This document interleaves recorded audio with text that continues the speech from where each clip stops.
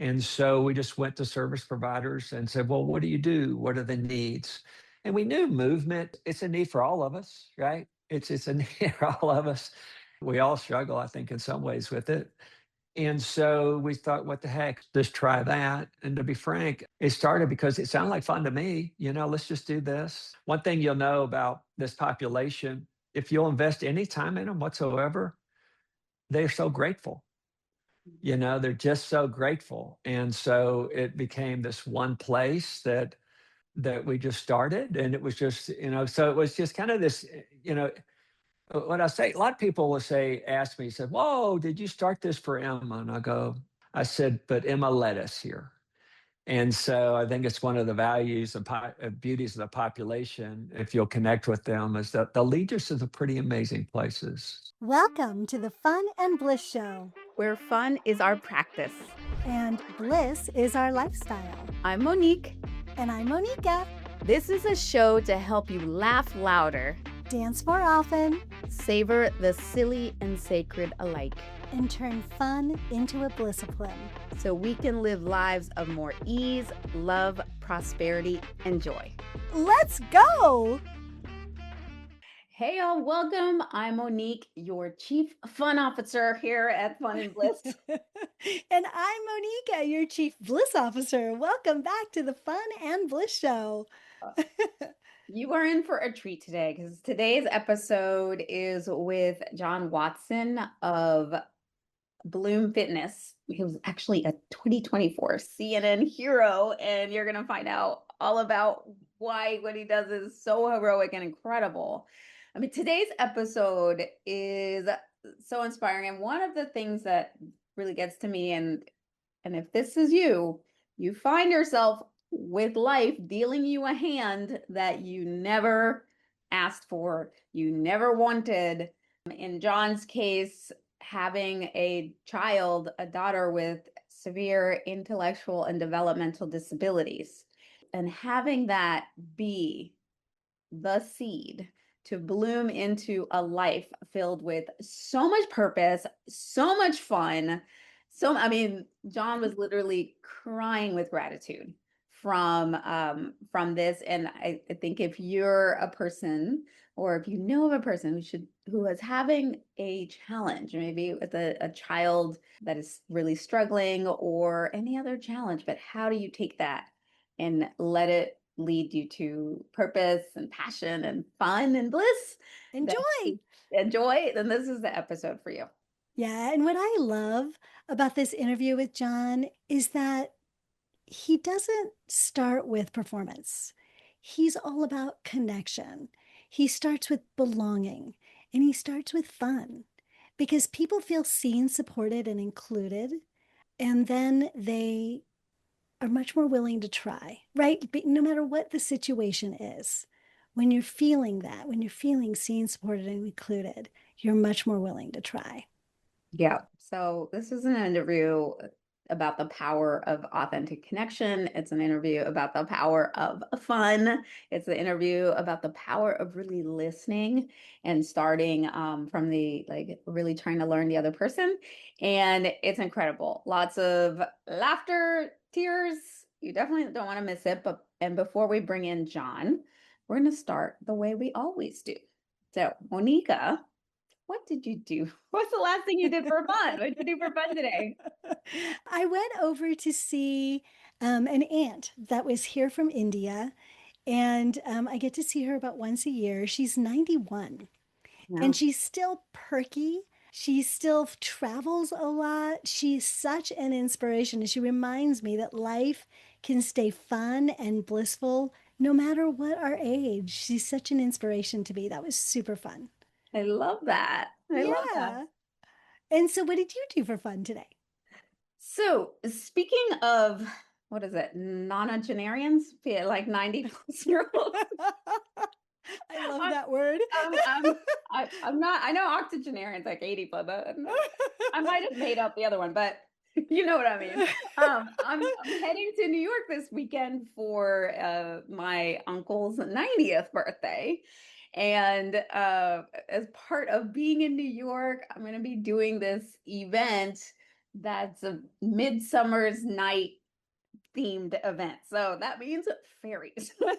And I love fairies. I love fairies. And so I was meeting with actually one of the incredible women that's part of our Fun and Bliss collective. We're going to be co-hosting this event, the Midsummer's Night magical fun experience. And so we dressed, put on flower crowns, and I put on like my little fairy elf ears, and and then we started planning, and it was so fun. It was so fun. And then we danced out with like a fairy song. I don't know if it sounds like a Renaissance fair or whatever, but there was a lot of, river dancing, and it was ridiculous. I love that. So great. And I also did something else that was really fun. We just had this really fun interview. We did. Yeah. We just had such a meaningful and uplifting conversation with John Watson. Yeah.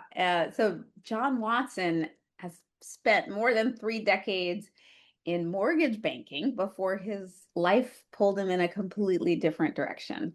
So, as the father of Emma, a daughter who lives with intellectual and developmental disabilities, John saw how few fitness opportunities were truly designed for adults like her.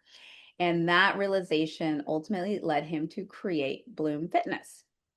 So, Bloom Fitness now helps adults with intellectual and developmental disabilities build confidence, strength, wellness, and community through adaptive movement. And their philosophy is simple and beautiful: lead with heart.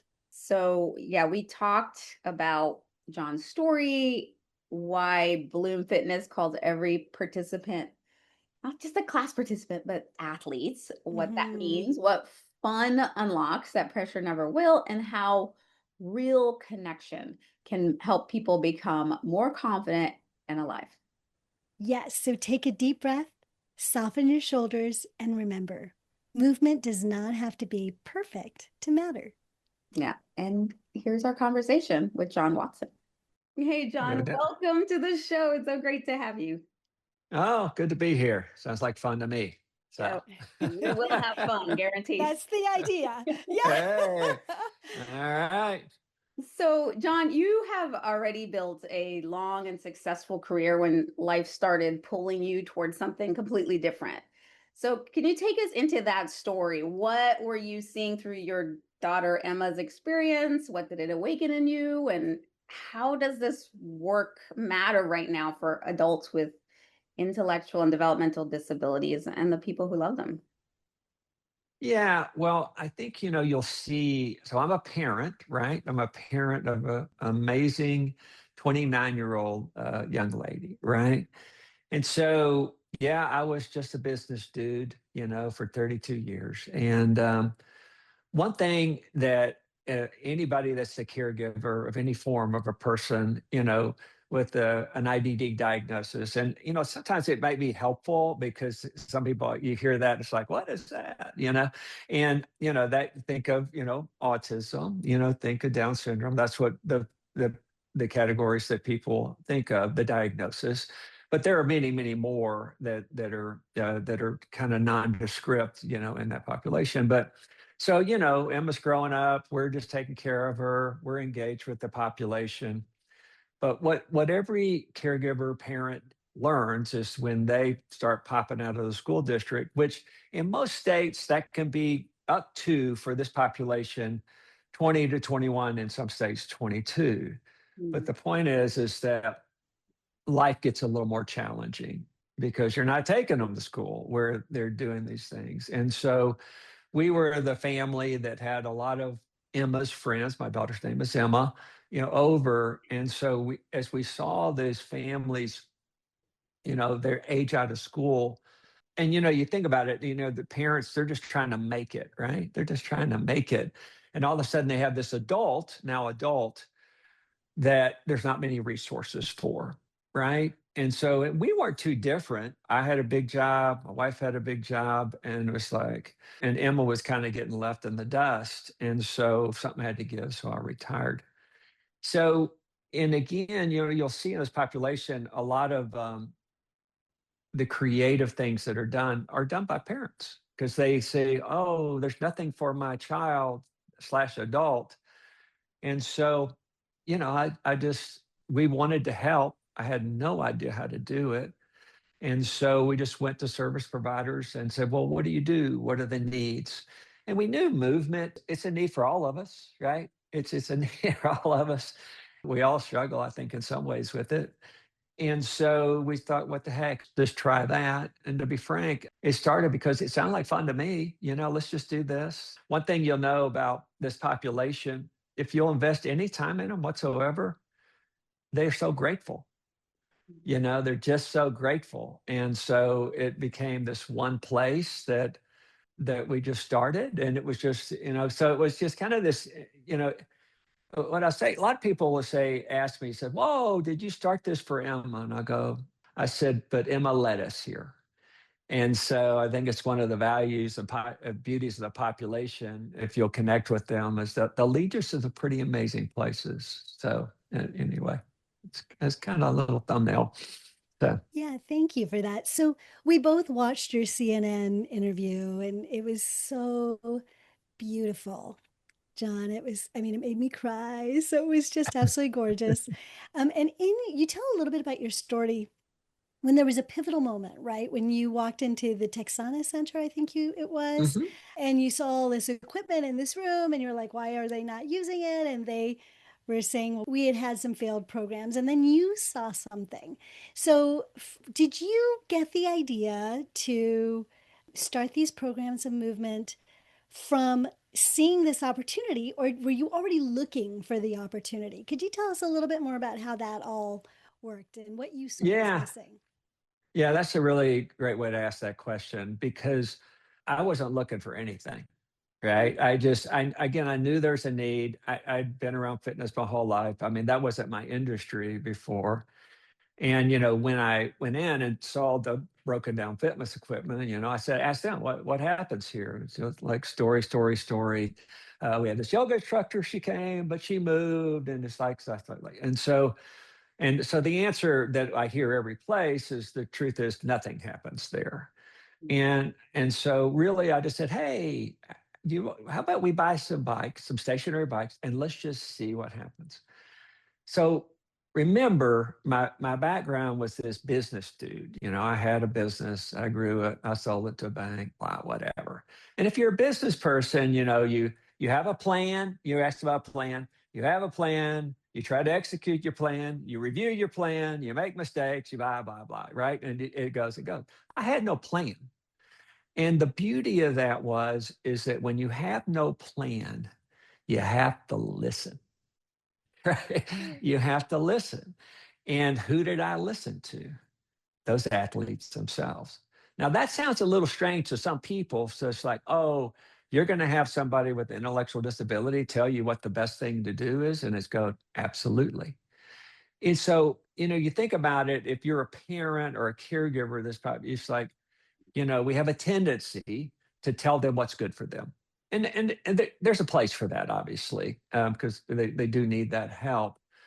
But what I learned is that at its best, they will tell you what they respond to. They will tell you what they respond to. And I would say even today, 10 years later, that's what keeps the program getting better is we learn what they will respond to. Remember, our mission is to have every person living with an IDD diagnosis to choose a lifetime of fitness. In other words, they want to show up, right? They want to show up. Well, the only way I can know to do that is to listen to what they respond to. And I'll give you some really silly examples, but it's fun. So I was actually for just part-time teaching spin classes to general population. And one day I'm doing it. And so people came up to me and said, where's my sticker after class? I'm going, where's your sticker? I don't even know what that means. So I went to the person that ran group fitness and I said, hey, what's the gig with the stickers? They said, oh, yeah. And this was a relatively affluent area. And they said, yeah, if they go to so many classes, they earn things. I said, oh, what do they earn? And it was the biggest bunch of nothing in the universe, right? And I'm going, what? And so I thought, well, what the heck? What the heck? I mean, maybe if they respond, maybe that. So I bought a piece of construction paper. This is literal. I brought a piece of construction paper. I put all the athletes on their names on the board. I put it up, and I got these little stars. And every time after class, they they got they put the star up. And I learned very quickly they cared about that dang star. I mean, and so that was part of it with the listening. And so a lot of times they're not verbal, right? And so, but you see the excitement, and then it's like, oh, that was a way of them showing that they'd accomplished something, right? Again, that's one thing about this population. You look, there's maybe a little bit different ways we get to the same things we all respond to, right? We all want a sense of accomplishment, right?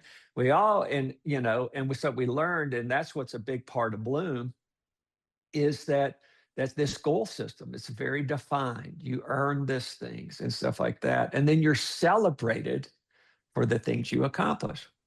Well, golly, we all want to be celebrated for it, right? I do love gold stars too. I'm just saying. Yeah. But think about this way. The advantage we have with this population, again, we all want to be acknowledged. We all want this, and we all want the gold star, but they don't get it very often. So if we can provide that for them, then that will encourage them to want to choose to show up. So that makes sense. I love that. Yeah. So, John, I too cried a lot watching your CNN Heroes feature. What was that like for you to see Bloom's story shared on that kind of national stage, to get that kind of recognition? How'd that feel? Freaky, freaky. And, because again, what it is today, I'd had no plans for that, right? And, you're just kind of plodding through it. And so, but, I have a lot of problems, but here's one of them, is I can get excited about something and I'm not sure everybody else is. So, and it was, and so it is good for me to see it's like, oh, maybe this does matter. Maybe this, it does make a difference. Physically going through that was the most draining thing that I've ever done. But Actual, yeah, yeah. well, when the CNN they had this high level person, videographer or camera person from ESPN come in, and it's just like, wow, But the one thing I would say, we have videos, and the best ones are with the athletes in them, because they can explain and sell Bloom better than I ever could. But I'll give CNN credit for that.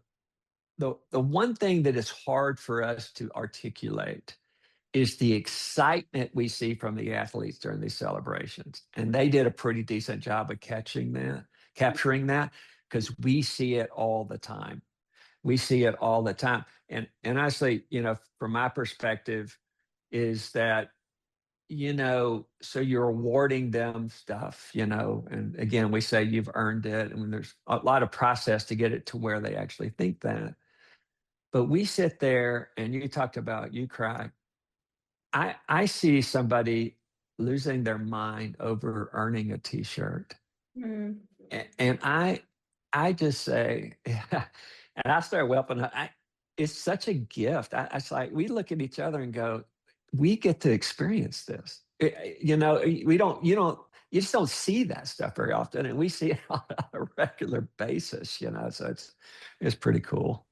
So. It is pretty cool. And one of the things that I really loved about the story is that what really came through so strongly is that you really focus on the dignity and the pride of all the people in your room. And you don't call them participants, you call them athletes, which is that word has a personality. Talk to us about why that matters and the impact that it has on the people in the room. Yeah, so that's a good observation. Look, again, Emma, let me just be blunt. Emma couldn't survive without help. That's just a reality, and that's a description of many in this population, right? So we even sometimes have a tendency to even out of respect, we call them kids, my kid and stuff like that. But within the program, we just said, look, whatever we do, we want to treat them like adults and treat them with respect, which is an interesting dynamic because, like, a lot of them at 40, 50 years old still believe in Santa, for example, right? I mean, it's true. And so, like, for example, they earn various things. And, it's sometimes, especially early on, I got criticized for this, like, boy, John, these are really nice, expensive shirts. And I said, look, we're either going to give them something nice or we're not going to give them anything at all. And so we try to, treat them, with that respect, I mean, that they deserve and they want, right? They respond to that. And, it's interesting about the population. You can, at different cognitive levels and physical levels, because again, one thing you learn about the population, they almost never have one diagnosis, right? It is a lot, of combination, of different things. But what's really interesting, they are remarkably intuitive, right? If you walk up to them, they know if you're happy. They know if you're sad. You don't have to tell them, and they're very perceptive. And so we understanding that is that we try to make sure that we treat them with that respect. And I mean, and honestly, why would we do anything different? And even if you look at all of our, the like whether it's our logo or stuff like that, we sometimes we'll have marketing people, they'll come up with these really kid-like things and say to do that. And I say, no, that's okay, but that's not what we're doing here. That's not what we're doing here. We're gonna at every turn, best we can, we're gonna treat them, with respect that they deserve. Like So adults. yeah, I mean, look, we're asking something of them. Really, what we're asking is real simple: to want to show up to exercise, right? And they show up in their own way, right? They show up in their own way. And it's kind of like when you asked about the beginnings of it, and again that these programs start and they end. And that's the other thing. We said, look, if we're going to do this, we'll get new partnerships and stuff like every month, all the time, and they'll go, hey, how long does the program go on? I go, forever, which sounds like a nutty thing to say, right? That sounds like what? Nobody does forever. But I can tell you, almost every single place we start, we are today. And so we try to do things because, again, back to the thing, we're asking them to commit to a lifetime of fitness. Well, we got to do our part. We got to do our part, and that's a little bit what where the technology comes in to help with that. So good. Anyway, so good. So your philosophy, or Bloom's philosophy, is lead with heart so fitness can follow. And I love your little logo with the heart. So we can make this practical. What does leading with heart actually look like in a class or in how you run this nonprofit? What does an instructor do differently when it's more about heart and connection rather than performance? I could tell you because it sounds like so people said, "Oh, that's cute." It is. It's cute, but it drives everything we do, right? And I can tell you, if I think you might, since y'all are the happy people, let me tell you, which I totally appreciate. Happy people. I know you're not supposed to give. You're not supposed to give the. You're not supposed to give the host, grass. But let me say. Let me tell you how this will play into how this thing organically happens from them and to something that shapes everything we do. So when we started yoga years ago, the yoga instructor showed up and it was clunky, fine, because they're used to music and stuff, and all of a sudden we're going, hey. And so I said, okay. And so the next time she goes back on her own, and she calls me after that second class. And she says, yeah, John, this is not going to work. I go, "Oh, okay." I said, well, what's what? She said, oh, this person was on their phone. This person was acting up. This was stuff. And all that. And I said, okay. I said, look, if you don't want to do this, it's okay. But you got to remember, and I know you're a really good yoga instructor, and any lead you want to your people to respond. That's your joy. I said, but they've never done this before, so and I said, look, I said, if you want to do this again, try it again. I want you to do one thing. Don't worry about how they respond. I just want you to show up and love them. That's it. Don't worry about anything else. So I just let it lie. I had no idea. She called me back after that class. She goes, it was amazing. It was amazing. And it was just one of those moments that I think I already knew anyway, is that, look, there's all sorts of stats out there that a very, very high percentage of America doesn't exercise. That's not a judgment, but that's just kind of a fact. So here's the question.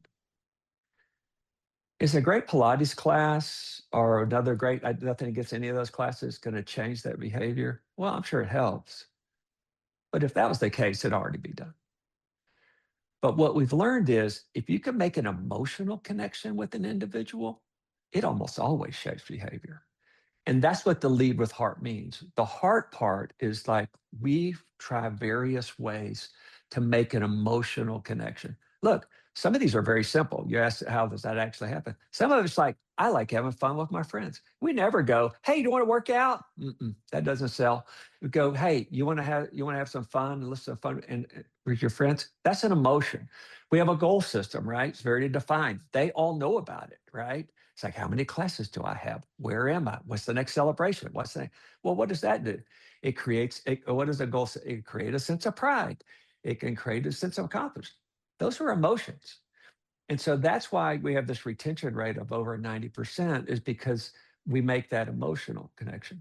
The lead part is that, look, it's kind of like what I say, if I went to Emma and said, hey, there's a really fun class, do you want to go to it? And there's a goal system, she's going to shrug her shoulders and go, why do I care about that?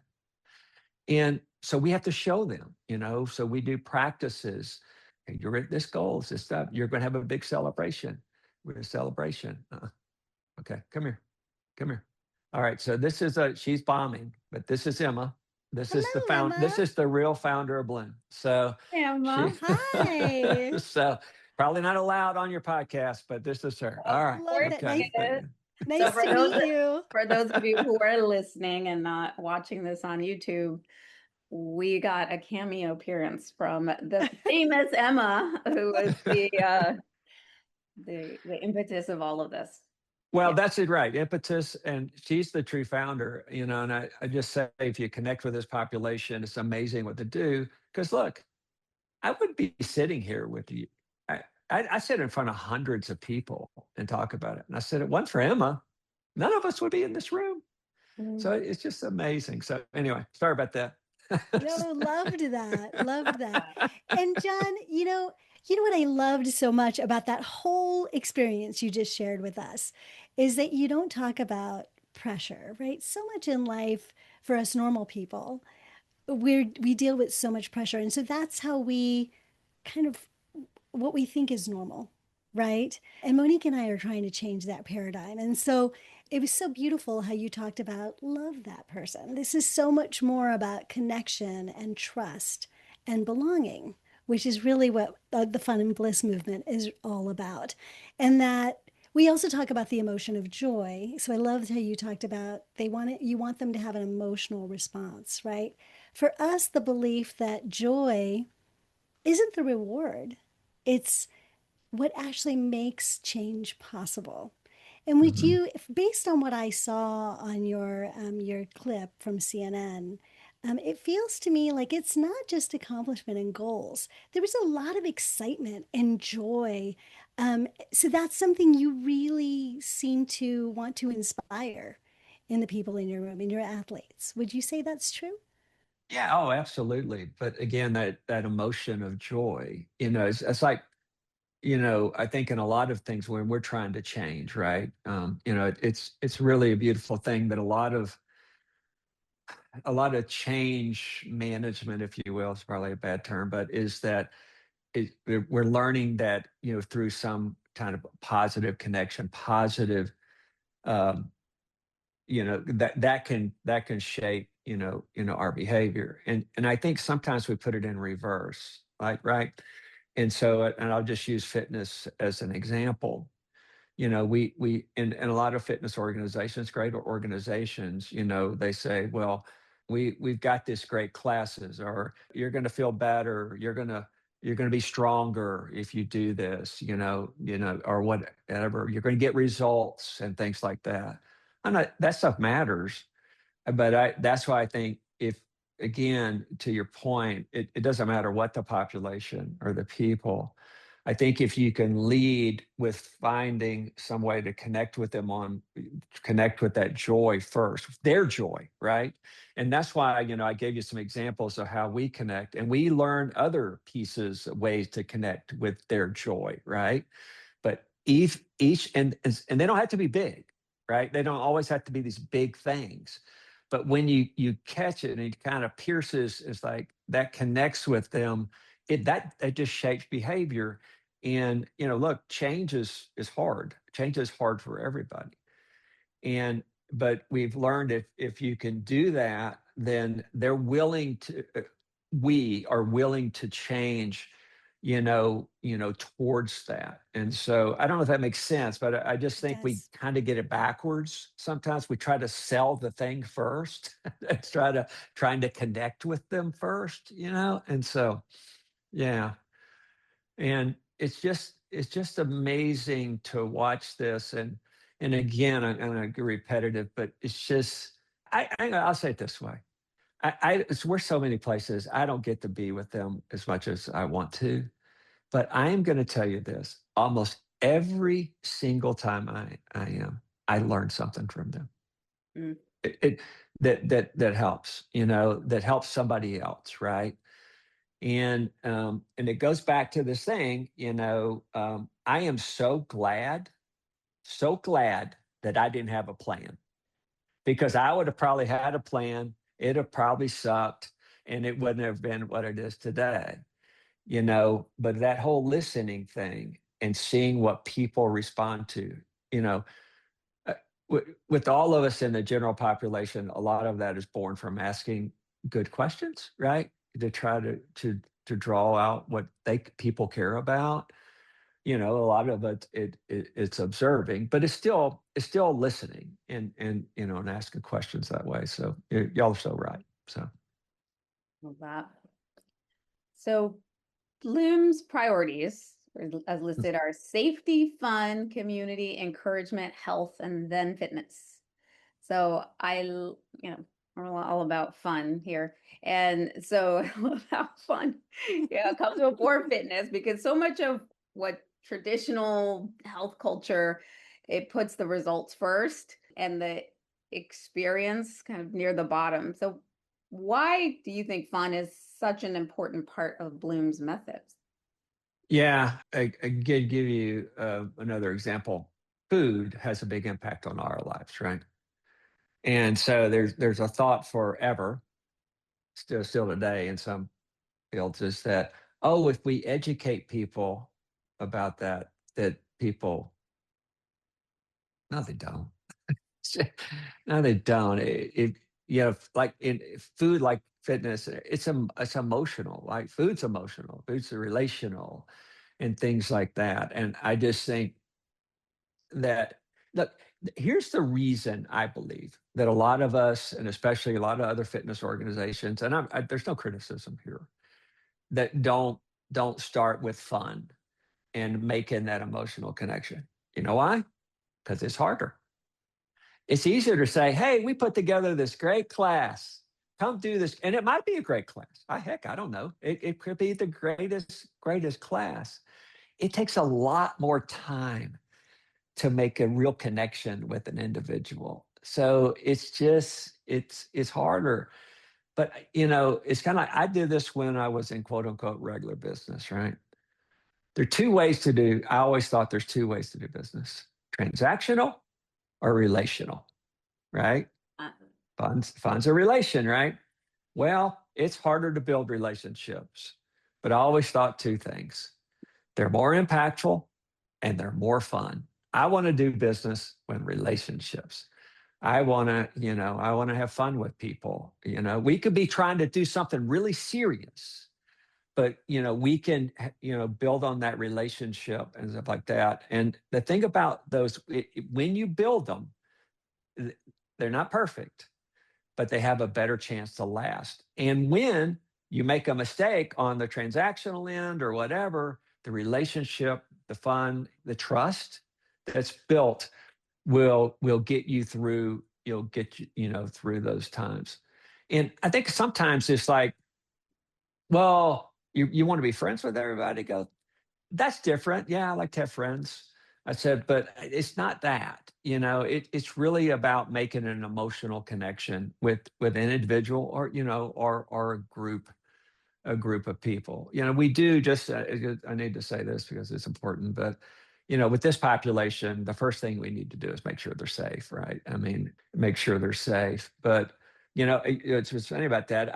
I hadn't heard that order in a long time, but 10 years ago. But it's still correct. It's still absolutely and absolutely correct. So, one of the videos is kind of like you said. It did. That moment that I talked about with the yoga teacher did. I came up with that, or I feel like they came up with the lead with heart, fitness follows, but we kind of just dropped the fitness follows, which is still true. But we've learned just to try to, as a matter of focus, is that if we lead with heart, everything else follows, right? So, John, that's such a powerful reminder that people do not become more alive and feel more joy because they are pushed harder. They right. come alive because they feel welcomed enough to participate, right? And that's what you do in your fitness classes, right? Does this apply flow into the other parts of your athletes' lives? Tell us a little bit more about that. Yeah, let's say something about the way when you're framing up that question is like you they don't respond necessarily to push harder, but if you respond to them with the joy and fun, they will push themselves harder, Oh, right? interesting. We see it all the time. I mean, Mhm. and we will staff at these organizations. I tell you, we have there's one athlete, his name's Drew, and he's a young gentleman and autism spectrum, not really verbal, and his mother said she could never get him to exercise. I mean, just like never. And they're worried about his health, right? And so he's getting ready to hit 1,000 classes. Wow. Wow. He's getting ready to hit 1,000 classes, and we can't stop Drew. Drew's our biggest problem because we have to keep creating awards. It's like, oh my gosh, Drew's just blowing through it. So, but it again is he's validation. Is like, and what is it? Drew feel like he's part of something. He is. We do other things to like create where they can be coaches or they can be ambassadors. We have board members that like that, and so I've totally forgot your question, but Yeah. that's How does this philosophy of that oh that feeling of belonging kind of flow into the other parts of their lives? yeah. So the one of the aspects that we're all trying to help this population with, you can call them soft skills, functional skills. In other words, how to act in a group, right? How to not act in a group, right? How to follow instructions. I mean, learning the benefits of a goal system. Like, why would I care about that, right? Why do I care about accomplishing goals and things like that? And we do have an aspect, and that's one of the things, that's why I probably talk too much about. It's a program. It's not a fitness class. I mean, it is. We do have fitness classes, but the opportunity to teach this where it can flow over to, other aspects of their lives. I give you a lot of example. I'll give you one that's you're saying a little silly. We were doing it with one group, and the staff person was a supported employment. In other words, he worked at a place where he was it was kind of a physical job, and had a job coach, which a lot in the population, right? So they do Bloom for about a month or two, and he came up to me after and he says, "Hey, he couldn't lift this bag at Lowe's, but now he can do Bloom. He's strong enough to lift them." I said, "Okay, man. I'd like to think we made him that stronger in a month. I'm sorry, I don't believe it." I said, "But I do believe this. He now thinks he can." Mm. Right? Mhm. And or Mhm. he has the confidence that he can. And so that's what we see. The fact that we'll start some of these classes and some of them are so overwhelmed they just stand there, and they'll stand there class after class after class, and then the staff will even come up to me and say, well, or call us or whatever and say, hey, we're not going to give them credit. They're coming. I go, where are they showing up because they want to? They go, yeah. I said, let them come. I said, here's the one thing I've learned about this population. They will improve, but they're going to improve on their schedule, not yours. And so, but we see like with stories like all of a sudden they're moving, and all of a sudden they want to stand up in the front of class, and just being able to build a little bit of confidence. I mean, look, we all walk around and are nervous about certain situations, or don't have confidence. I mean, I do. And so if you can imagine what it might be like in their head when they have serious limitations, how intimidating life can be. And we see all the time with Bloom. I mean, I'm asked often and said, well, how much stronger did you make that person? I go, I have no idea. I said, first of all, we have people that are in a wheelchair with 5 diagnoses and somebody and so I don't even know how you measure it. And I said, and by the way, there's 1,000 studies about the benefits of movement, right? But one thing we have measured is that their emotional and confidence is almost always lifted, and that transfers everywhere. It transfers for all of us, but especially for this population. And frankly, it makes it better for not only the staff that are trying to, help them, but to their families. It's hard. It's really hard for a lot of these families. And if we can give them and their person a little bit of an emotional lift, then as far as I'm concerned, we're glad to check that box. Love that. So we have a word that we use on this show and in our community is called blissciplines. So Whoa. they're the habits, rituals, and ways of being that help life feel lighter, more grounded, more joyful. They're the things we do that help us live lives of bliss. What would you say are your personal blissciplines? What helps you stay physically, emotionally, or spiritually well enough to keep leading with heart? Yeah. I learned this. I always say, and which is true, I don't think I've ever learned anything the easy way, but is when you give somebody something, whatever it is, or if you think you're giving or helping and stuff, I don't know what y'all's experience. You always get back more, Mhm. right? It's just, it's one of the most phenomenal truths that I know, right? And and so, I'm just a selfish guy, okay? But the more I feel like I might be offering something, it's just I always get back more. I remember this was years ago. We had a videographer doing one, and we had a volunteer guy. He was an executive guy.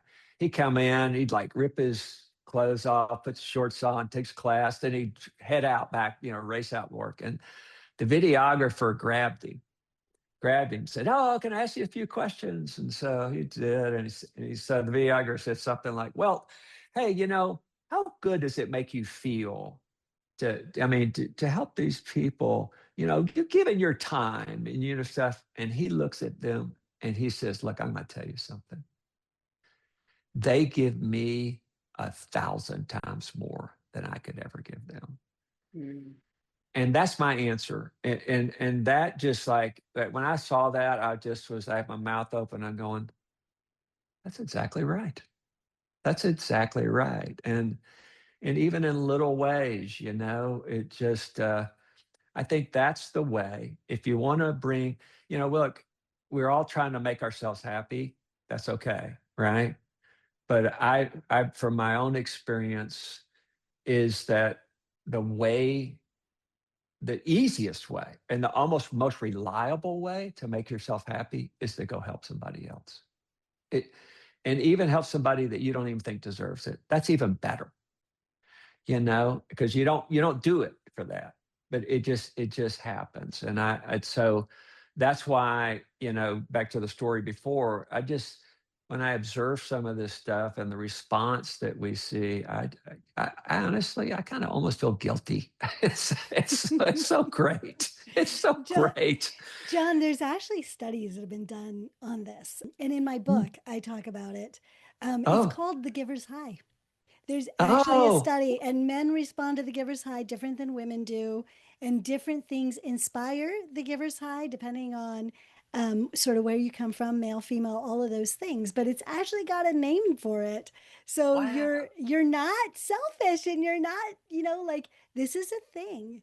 And it's a definitive discipline that helps people to feel really, really good. So I'm so glad you shared that, because nobody's really shared it in that way on this show so far. So thank Yeah, you for I that. love that term. I Yeah, learned a new term. That's awesome. yeah, I it's a have giver's never, high. but it makes so much, yeah, Yeah, your whole Yeah, encapsulizes. organization is structured so that everyone involved is getting giver's high. they're getting a giver's high, right? And then So your athletes are getting the like exercise high. So yeah, everybody's good. everybody's high. Everybody's Yeah. feeling Hey, yeah, yeah. So, awesome. John, after everything you've learned from Emma and your family and Bloom's athletes and this community that you've built, what does living a blissful life really mean to you in ordinary, everyday terms? I think that, we're kind of back to, I think the more I can think of others, the more it kind of helps me, I really do. And it's just, look, I'll say it this way. I was talking to a group and I said, look, let me be honest with you here. In a million years, I wouldn't have asked God for a special needs child. Never. I'm not that good a person. I know people that have adopted 9, and stuff like that. I said, but it goes to show, God knows better than me, because Emma she, I'm sorry, she's the biggest gift to not only me, to my family and all of that. And so it's just amazing. If you'll connect with people, you'll be surprised. Connect with people that you don't think you would normally have any connection with. You'll be surprised what it can bring to your life. I bet that's my experience, and Emma and this population is just my example of that. So Mm, I love that. see, y'all made me cry. So now it's y'all's fault. Um, We've all been crying today. I'm like holding Yeah. it back to not to not start sobbing here. So Sorry. yeah, Sorry. like, but it's so yeah, because it's touching something real. And I can see the deep gratitude that you have for this experience. And I have a daughter that's on the autism spectrum, she's pretty high functioning, but I can there are unexpected gifts that have come from that. And again, and like you, I would never have asked for that. And she's incredible. And I'm so grateful that I was, you know, lucky enough to have this child. Yeah. It doesn't mean it's easy because it's not easy. Yeah. And I'm sure that it's not easy, but it can be, really rewarding. So, yeah. So Mm. Bloom's athletes seem to understand something about joy, celebration, honesty, and presence that many of the rest of us often overcomplicate. So, what would you say is a missed or forgotten truth about keeping life fun and staying connected to joy? Well, y'all ask hard questions. So, I don't know. I think it's just being open, being open to people and the things that are maybe not like you. I think we have a tendency. I mean, look, we all have our heritage, our families, our beliefs, and all that. It's all fine. It's all good stuff, right? But I think at its best, I think you open yourself to other people and even people that you might not 100% agree with or not like you. I just think it will, first of all, just that personal disposition that you are open to other people, I think will make you happier, right? Instead of, oh, they're not like me, like that. And then I think that you'll learn things about people that you'd be surprised to because you're open to learning about them. And here's the best thing. And I'll say this about this population or any other, I learn more about myself, Mhm. right? Mhm. I learn more about myself when I'm open and when I'm, I think and I just use myself, I'll say, but when I'm closed, and my biases get strongly in the way and stuff, then I don't learn anything. And I think you can make yourself unhappy that way, you know, Yeah. right? So I don't know if that's a real answer to your question, but that's kind of what I observe. Yeah. And I think I totally agree with you, is staying open minded and flexible really does help us to discover the opportunities for joy with other people and in our lives. So I love that. John, this conversation has been incredible and we're running out of time. And so Right. I want to go ahead and ask some questions kind of leading us towards to saying goodbye to the audience today. But to start with, we normally do we offer a small bliss spark or fab spark or fun and bliss spark that we ask our guests to invite our audience to try something small, just a little something to make their lives more blissful and more joyful. In like originally we were thinking about asking you about something that might make movement more joyful, but you've talked about so many things about accepting other people, being more flexible, finding joy, the giver's high. You've talked about so many of those pieces. Give us one thing that our audience can try today or this week that will bring them more joy. Yeah. Whatever you're trying to do to change, connect it to what matters to you, right? You may be changing, like, I want to eat differently or I want to do whatever. Don't think about the outcome that you want. I think it's found it best is think about the things that matter to you. Like, in other words, there's a lot of change that's hard. And again, whatever those aspects of, that is, whether it's food, exercise, or all the zillion other things that we do, think about why you're doing it, right? It's like, oh, I don't like to exercise, but I do want to be here for my family. I want to think, and I think that's just it. And I think that's what Bloom is. And the other thing is that for us, you look at Bloom, we're just like, let's go make some mistakes. Let's go try some things new and not be afraid that we're going to fail.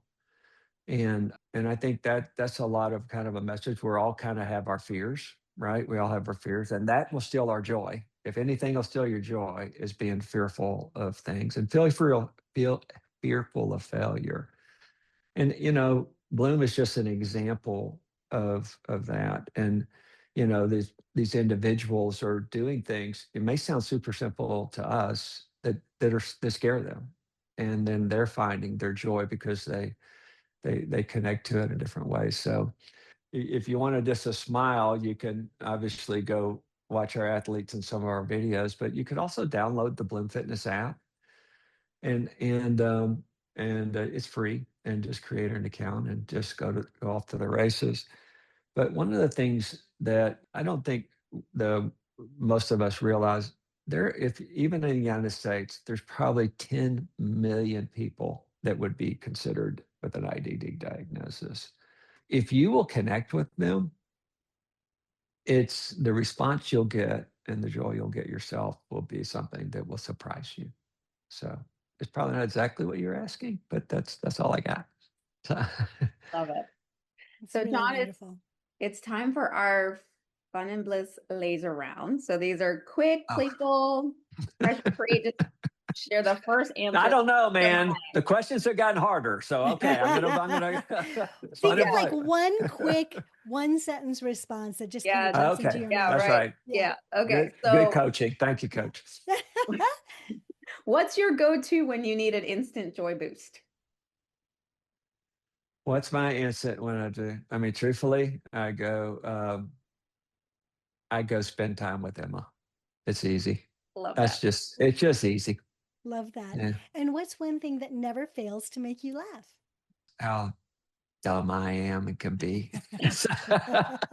Seriously, I guess I've lived long enough. It's fun not to take myself so serious. It really is. It's okay. So yeah, I'm not that funny, but I do a lot of dumb things, so I just have to laugh at myself. So it's so good to be able to laugh at yourself.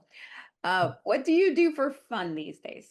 I'm a cyclist. I'm a cyclist. The truth that probably if somebody else said, "What's the two things you do that you think's fun?" I would say go ride my bike, and with my friends. That's why I do it. Or I have my friends, and go lead a Bloom class. They always, I always say they treat me better than I deserve. So that's an easy one. Love that. Okay, so John, finish this sentence. Bliss for me looks like. These aren't easier. Is that one word?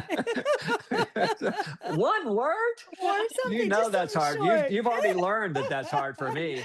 You've already learned that's hard for me. Bliss and it looks like family. Oh, love great that. answer. Love that. Okay, so for people who have IDD diagnosis, so intellectual developmental disability, and they're interested in taking these Bloom Fitness classes, how can they access that? Yeah, I mean, if you want to, you need to explore what Bloom is and get a little bit of a vision. Go to bloomfitness.org. We've talked about the CNN videos, but there's some of the better videos are with our athletes actually talking. And so you get a vision of what it's like. But if you want to do Bloom and you're not at one of these locations, is that you just go on your favorite app store, look up Bloom Fitness and Bloom Fitness. There's a lot of Blooms, and it'll pop up and you'll see the sideways heart, and you'll know at the right place. You down up and do it.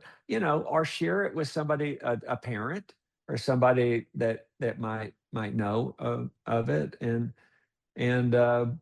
so look, it's like even those people that is free, they're every time they dial in, they'll see where they are on the goal system. They're mailed their goals and they can dial in. We have a thing called Bloom Live, which is a live virtual class where we can actually see them and call out their names and things like that. So yeah, it's pretty easy. So great. I love that. Thank you for that. And it's free for everyone listening. It's free. So, it's free. We just have to raise money to do it, but it's okay. It's worth it. Amazing. Well, thank you, John, so much. That was such an inspiring conversation, and we had fun. And for those of you who are listening, join us in the Fun and Bliss Collective, where we're going to go deeper and have a conversation where we get to go even more into this. So find us there. And if you know anybody who needs a little bit more fun and bliss in their life, turn them on to us. We would love to have them join us I will. each week. Yeah, each week here on the Fun and Bliss Show. your friends will thank you for All right. Yeah. introducing them to us. No, I All right. will. Thanks, That's awesome. John. And we're gonna continue the conversation Okay, in our collective. All great. right. Wasn't that such a great conversation? Oh my God. It was so beautiful. When I watched his CNN clip, I cried. And there were moments where I was resisting crying while he was talking during the show. It was so beautiful. Yeah, I likewise. I was like, I need tissues. I Exactly. don't want to boo-hoo cry right now. Yeah. Yeah. Yeah, it was I so good. loved how John kept bringing everything back to connection. It was never just about working out. It was never about making people do anything. It was about seeing people, understanding what motivates them, creating space where they can feel safe and like they truly belong. And he Yeah. means it, like from deeply in his heart, you Yeah. know? Yeah.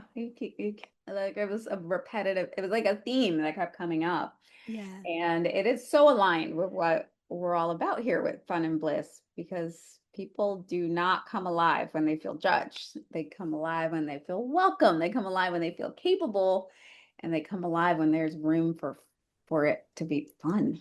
Yeah. And I loved the reminder that Bloom calls everyone an athlete. That's such a powerful shift, right? It says you belong here, you are capable. You do not have to prove that you deserve to participate. You are welcome, Yeah, I love that. And honestly, how many of us need that reminder? Maybe right? if I called myself an athlete, I'd get to the gym more often. Yeah, I It's was a like, simple I'm reframe. I'm an athlete. I gotta do my workout. Yeah, because you do not need to look a certain way. You do not need to move a certain way. You do not need to wait until you feel confident. You can start exactly where you are. And if it's fun, you'll keep coming back. Absolutely. And this week's Fun and Bliss Spark, the Fab Spark that John left us with is simple. Find something you want to change in your life and ask yourself, why does it matter to you? Why does it Yeah. matter to you? And then be inspired by that, why it matters. Yeah, that's so powerful because when you tap into your deep why, that's when Mm-hmm. change happens. And we want change towards more fun and bliss. So if there's something like tap into that why. Yeah. And if you love this conversation, we have something extra special for you. John joined us inside the Fun and Bliss Collective for bonus content. And it is such a heartfelt, inspiring conversation. That's kind of how John does things, anyways, right? But in that conversation, we talked about how this all matters to all of us, not just those who are differently abled. Yeah. And we went deeper. He talked about in the interview about how every time he teaches, he learns something from the athletes. He learns something from that population. And so we went deeper into what those athletes have taught John about joy, leadership, belonging, and what becomes possible when people are truly seen and heard. And you can go to the Fun and Bliss, so FUNANDBLISS.com to join us in the collective. Yes, please do that. We'd love to see you there. And you can learn more about John and Bloom Fitness at bloomfitness.org, or you can go to the App Store on whatever phone you've got and look for Bloom Fitness, the Bloom Fitness app. He says there's lots of Bloom apps, so look for Bloom Fitness, and anyone can access their fitness offerings there for free. It's free. I love that price. Exactly. It's free 99. Yeah, so thank you so much for being here with us at the Fun and Bliss Show. And if there's somebody who you think needs to hear this, right? Somebody who has maybe been dealt a hand they might not have chosen, and they want to find inspiration, or somebody who has a family member or child that has an IDD diagnosis and they would benefit from these programs at Bloom Fitness, please share this with them so It will that be such a gift. it will It will be be such such a a gift. Yeah. And remember, no matter what cards you are dealt in life, you can still experience joy, purpose, and fun and bliss. And until next time, give yourself permission to have more fun. And let bliss meet you in the everyday. See you later. Bye. Thank you for tuning in to the Fun and Bliss Show. Where fun is our practice. And bliss is our lifestyle. If this episode sparked your joy, share it, subscribe, and join the movement. Stay fun. Stay blissful. And see you next time. I'm a spark, I'm a flame.